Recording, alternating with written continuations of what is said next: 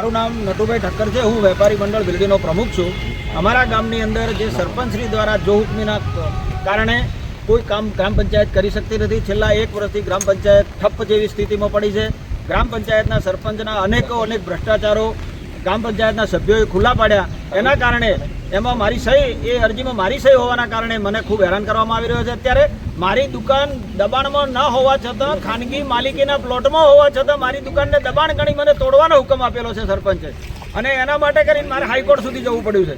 એટલે જો કોઈ આ સરપંચ એટલા માથાભારે છે કે કોઈ સામાન્ય માણસ તો એમને અરજ પણ કરી શકતો નથી, એમની સામે બોલવાની કોઈ હિંમત પણ કરી શકતો નથી।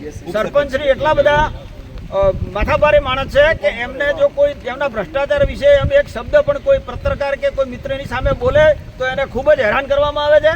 એટલે હું આપના મીડિયાના માધ્યમથી સાહેબને વિનંતી કરું છું, સરકારશ્રીને વિનંતી કરું છું કે આવા સરપંચની સામે એમના જે કંઈ ભ્રષ્ટાચારો ખુલ્લા પડ્યા છે, જેની તપાસો પૂર્ણ થઈ છે અને એમની તપાસો પૂર્ણ થયા હોવા છતાં એમની સામે FIR લખવામાં નથી આવી, એમની સામે કાર્યવાહી કરવામાં નથી આવતી, તો તમામ તંત્રને મારી વિનંતી છે કે એમની સામે તત્કાલ કાર્યવાહી કરવામાં આવે। અને અમારા આ જે વિસ્તાર જે છે અહીંયા અમે 14મા નાણાં પંચમાં આ જે જગ્યા છે એના માટે કરી 5.5 લાખ રૂપિયાની જોગવાઈ કરેલી છે।